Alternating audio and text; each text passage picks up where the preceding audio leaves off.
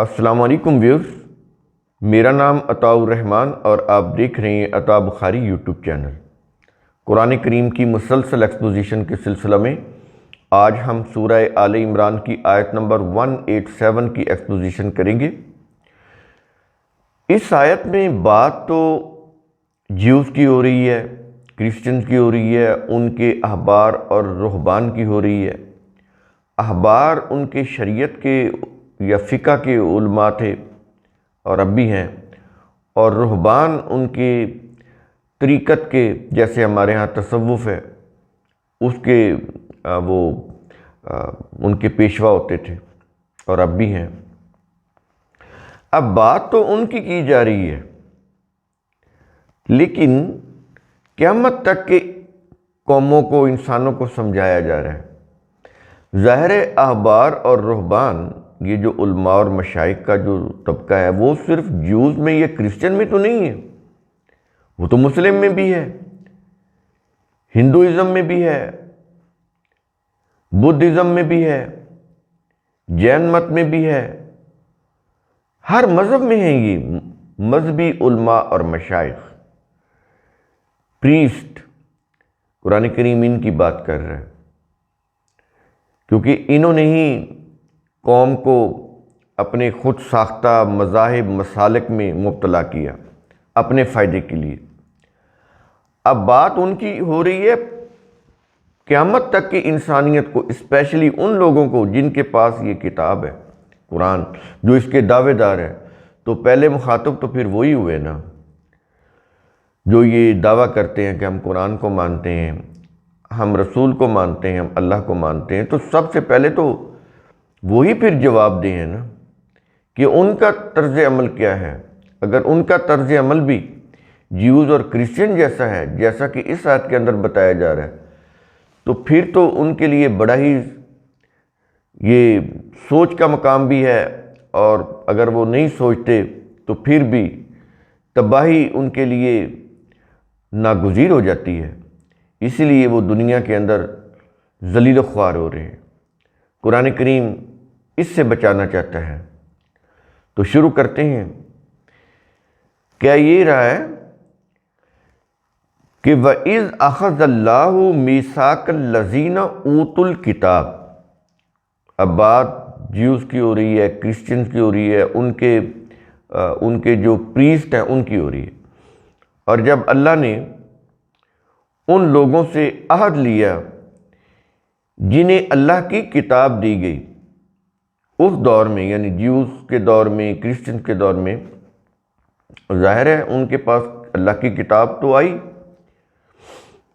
تو ان سے عہد لیا گیا ان کے انبیاء کے ذریعے سے، کیونکہ وہی تو انبیاء پر آتی تھی، تو ان کے ذریعے سے عہد لیا گیا کیا؟ لَتُبَيِّنُنَّهُ لِلنَّاسِ، کہ تم اس کتاب کو انسانوں کے فائدے کے لیے ضرور کھول کھول کر بیان کرنا۔ یہ عہد لیا گیا تھا انبیاء کے ذریعے سے ان کی اقوام سے،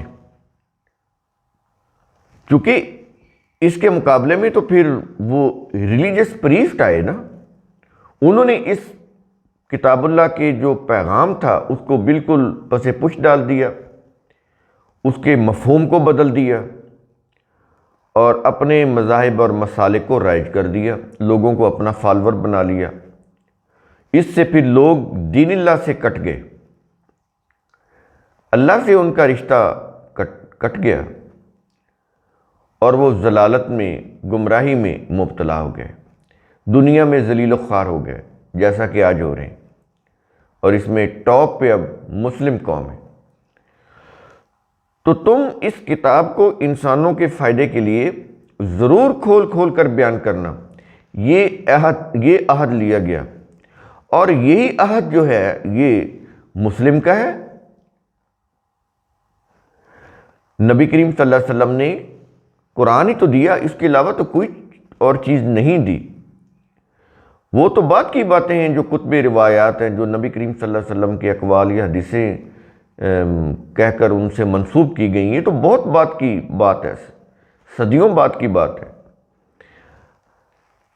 آخری نبی محمد صلی اللہ علیہ وسلم نے صرف قرآن دیا. تو جب ان کے اصحاب کا زمانہ گزر گیا تو اس کے بعد اس قوم کے، مسلم قوم کے سلاطین نے اور اس کے وہ جو بڑے بڑے جو اغنیاء تھے، اپنے آپ کو دولت مند کہتے تھے، سرمایہ دار کہہ لیں، انہوں نے پھر مذہبی پیشواؤں کو اپنے ساتھ ملایا، قرآن کے خلاف مذہبی قوانین مرتب کرائے اپنے فائدے کے لیے. ان لمٹڈ زمین پر قبضہ، ان لمٹڈ زمین کے ذخائر پر قبضہ، ان لمٹڈ مال و دولت کے اوپر قبضہ، اور پھر انسانوں کو اپنا غلام بنانا، عورتوں کو اپنا غلام، اپنا لونڈی بنانا. یہ کیا انہوں نے اپنے فائدے کے لیے، اور اس کو پھر مذہب کی روح سے جائز قرار دے دیا.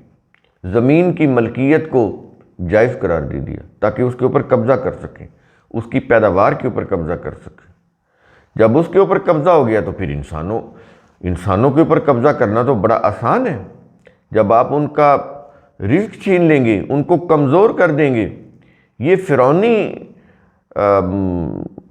طرز عمل ہے کہ وہ لوگوں کی معیشت کو کمزور کر کے ان کو مذہبی فرقوں میں مبتلا کر کے لڑاتا تھا. یہ قرآن نے اس کا جرم بتایا ہے، اور یہی کر رہے ہیں آج بھی.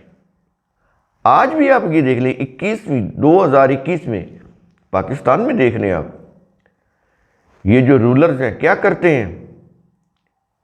سرمایہ دار اور رولرز، حکمران آپس میں مل جاتے ہیں، ان کے مفاد ایک ہوتے ہیں، دونوں اقتدار کے اوپر قبضہ کرتے ہیں، اور پھر اس کو جائز کرنے کے لیے مذہبی پیشواؤں کو بھی ساتھ ملاتے ہیں، ان کو بھی حکومت میں، ایوانوں میں عہدے دیتے ہیں، اہم عہدے.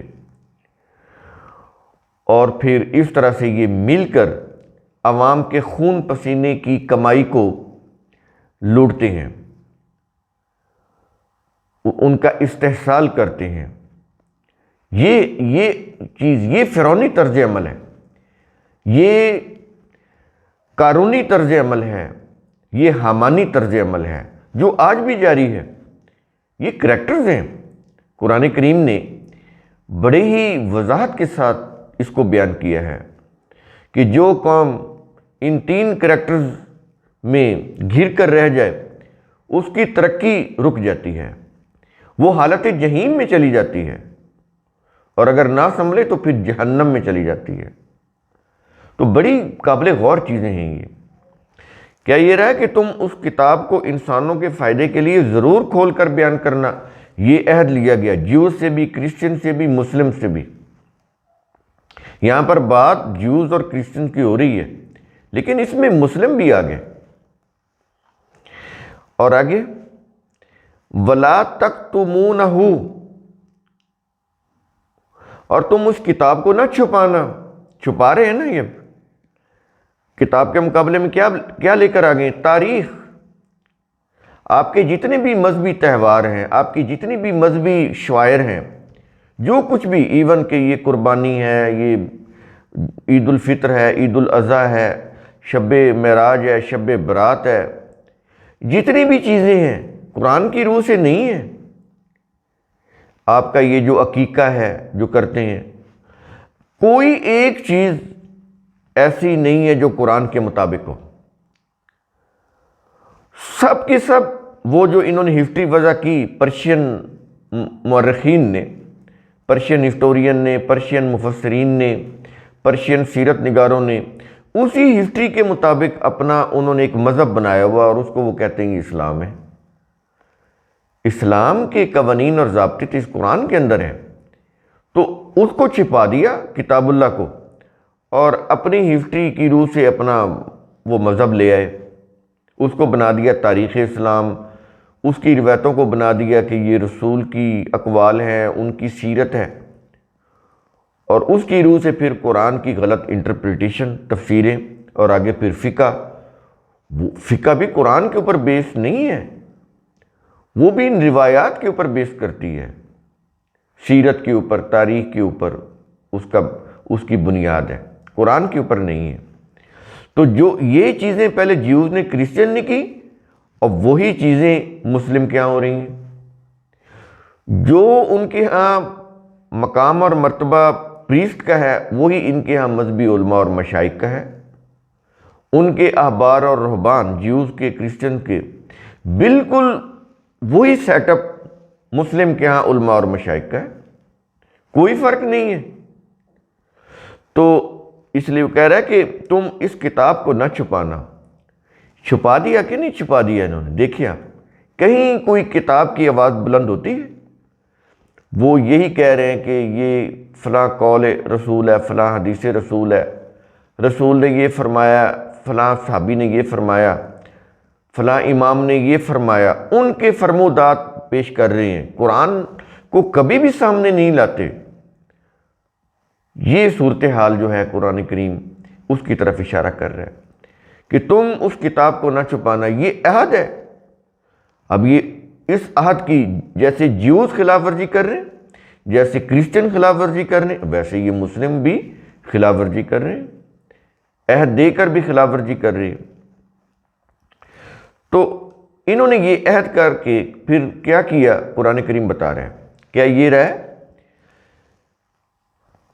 کہ فَنَبَذُوهُ وَرَاءَ ظُهُورِهِمْ، فَنَبَذُوهُ وَرَاءَ ظُهُورِهِمْ، الفاظ کے اوپر آپ غور کیجئے کہ پھر بھی انہوں نے اس کتاب کو اپنی پیٹھوں کے پیچھے پھینک دیا۔ ظہور یہ پیچھے ہوتی ہیں، یہ پیٹھیں، پیٹھ کے پیچھے، آپ جس کو بولتے ہیں نا پسے پشت ڈال دینا، یہ وہ معنی آتے ہیں۔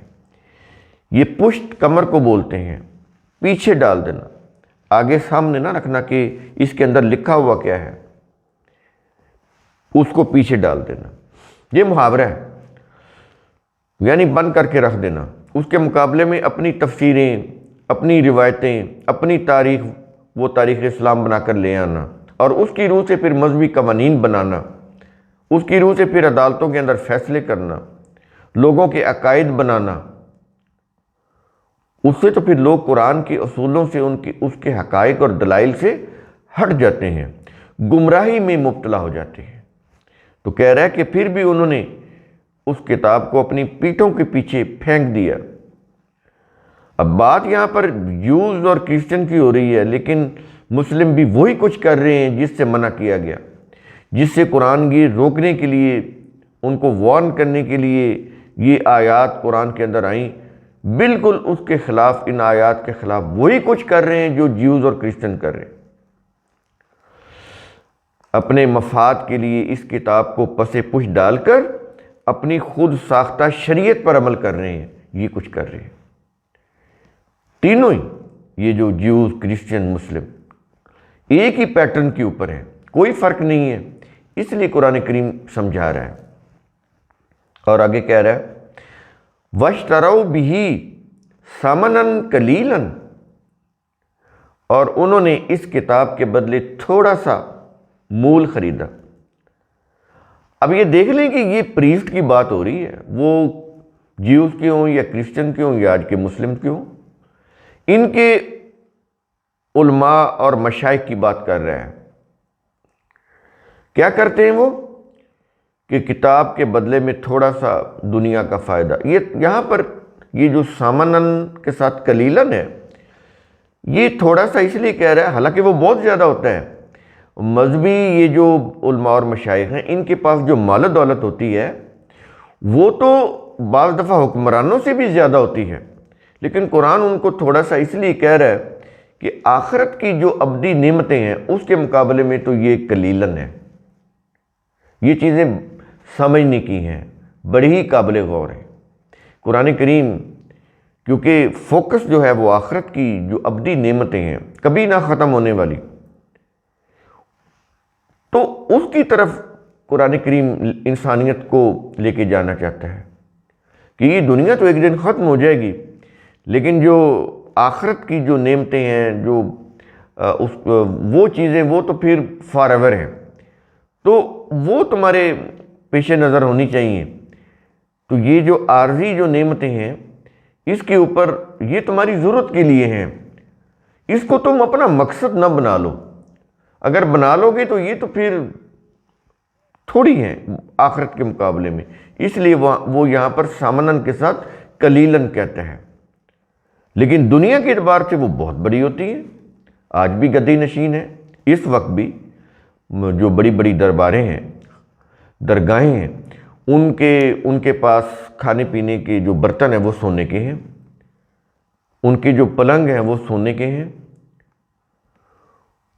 تو وہ بڑی سامان تعیشات کے ساتھ، بہت بڑے مال و دولت کے ساتھ زندگی بسر کر رہے ہیں۔ تو تھوڑا نہیں ہوتا، بہت زیادہ ہوتا ہے، لیکن وہ آخرت کے مقابلے میں کہتا ہے کہ یہ قلیل ہے۔ تو انہوں نے اس آخرت کے مقابلے میں تھوڑا سا جو مال ہے وہ اس کے بدلے میں یہ انہوں نے وہ تھوڑا سا مول خریدا، تھوڑا سا فائدہ حاصل کر لیا، لیکن وہ جو آخرت کی جو ان لمٹڈ جو نعمتیں ہیں اس سے وہ اپنے آپ کو انہوں نے محروم کر لیا۔ اس لیے وہ کہتا ہے آیت کے آخر میں، کہتا ہے کہ فَبِئْسَ مَا يَشْتَرُونَ، چنانچہ کیا ہی برا ہے وہ جسے کتاب کے بدلے خریدتے ہیں۔ یہ جو اللہ کی کتاب ہے اس کے بدلے میں جو وہ خریدتے ہیں، کہتا ہے کہ فَبِئْسَ، کس قدر برا ہے، کس قدر ان کے لیے تباہی کا باعث ہے۔ اپنے وقتی فائدے کے لیے وہ کتاب اللہ کو پسے پش ڈالتے ہیں، اس کو چھپاتے ہیں، اپنے مذہب، اپنی مسلک کی روایات کو لوگوں کے سامنے بیان کرتے ہیں، اس کا پرچار کرتے ہیں، اس سے پھر مقبولیت اور شہرت حاصل کرتے ہیں، لوگ ان کے معتقد بنتے ہیں، ان کو نظر نیاز دیتے ہیں، ان کو فنڈنگ دیتے ہیں، ان کو بڑی بڑی مال و دولت چندہ میں دیتے ہیں، یا یوں کہہ لیں ہدیہ کے طور پر دیتے ہیں۔ تو اس سے پھر ان کا معاشرے کے اندر اثر و رسوخ اور زیادہ بڑھ جاتا ہے، وہ اور زیادہ پھر لوگوں کو گمراہ کرتے ہیں، کیونکہ لوگ تو یہی دیکھ رہے ہوتے ہیں نا کہ دیکھیں کہ وہ جو سرکاری سطح کے اوپر بھی ان کی وہ جو مذہبی پریسٹ ہوتے ہیں ان کی پبلسٹی ہو رہی ہوتی ہے، ان علماء اور مشائخ کی، اور وہ جو میڈیا ہوتا ہے اس کے اوپر بھی وہ چھائے ہوتے ہیں، عوام کے اندر بھی ان کے جلسے جلوس اور جھنڈیاں، وہ ان کے بینر سج رہے ہوتے ہیں، ان کی تقریریں ہو رہی ہوتی ہیں، ان کے وعظ و نصیحت کی محفلیں اور جلسے سج رہے ہوتے ہیں، لوگ ان کو سن رہے ہوتے ہیں۔ تو یہ چیزیں، اس سے ان کا اثر و رسوخ بڑھتا ہے، جتنا بڑھتا ہے اتنی ہی انسانیت اور زیادہ گمراہی میں پھر مبتلا ہوتی چلی جاتی۔ اس لیے وہ منع کرتا ہے کہ ایسی چیزیں نہ کرو، تم نے عہد لیا تھا کہ ہم کتاب اللہ کے اوپر اپنی زندگی کا نظام بنائیں گے، اور انہوں نے کتاب اللہ کو کیا کیا، پھر پسے پش ڈالا، اور اس کی بجائے پھر وہ اپنے پریسٹ کو لے آئے، ان کے مسالک اور عقائد کو لے آئے، اور اس کی روح سے پھر انہوں نے اپنی زندگی کا، اپنے اسٹیٹ مملکت کا نظام بنایا، ان کو شہرت دی۔ تو یہ سب مجرم ہیں آپس میں، یہ نہیں ہے کہ وہ مجرم ہیں جو پریسٹ ہیں جو ان کو غلط راستے پر ڈال رہے ہیں، یہ بھی برابر کے مجرم ہیں جو ان کو نظر نیاز دیتے ہیں، ان کو ہدیہ دیتے ہیں، ان کو شہرت دیتے ہیں، ان کی مقبولیت میں اضافہ کرتے ہیں، ان کے قوت بازو بنتے ہیں، ان کے مذہب کے پھیلاؤ میں پورا حصہ ڈالتے ہیں، ان کے مسالک کے فروغ میں اپنی قوتیں، اپنا مال و دولت خرچ کرتے ہیں۔ تو یہ برابر کے مجرم ہیں۔ قرآن کریم کی روح سے یہ اتنے ہی مجرم ہیں جتنے ان کے لیڈر ہیں۔ اس کا مکالمہ جنت جہنم کے اندر قرآن میں پیش کیا گیا ہے کہ وہ کہیں گے کہ تم نے ہمیں گمراہ کیا، تو وہ ان کے جو سادات ہوں گے، ان کے جو لیڈرز ہوں گے، ان کے جو امام ہوں گے، وہ کہیں گے کہ ہم نے تمہیں کوئی زبردستی نہیں گمراہ کیا تھا، تمہارا مفاد تھا ہماری پارٹی میں شامل ہونا تو تم شامل ہوئے، تو آج ہمیں کیوں کہتے ہو؟ تو وہ جواب دے دیں گے ان کو۔ بڑا ہی ہولناک وہ ڈائیلاگ ہے جہنم میں، یہ جو ان کے مذہبی پیشوا ہوں گے، ان کے سیاسی پیشوا ہوں گے، اور پھر آگے ان کے جو فالورز ہوں گے، بڑے ہی ہولناک ڈائیلاگ ہیں قرآن کریم کے اندر لوگوں کو سمجھانے کے لیے۔ تو قرآن کا اصول ثم تتفکروا، اس کی روح سے آپ خود بھی سوچا کریں، سمجھا کریں، غور و فکر کیا کریں۔ شکریہ۔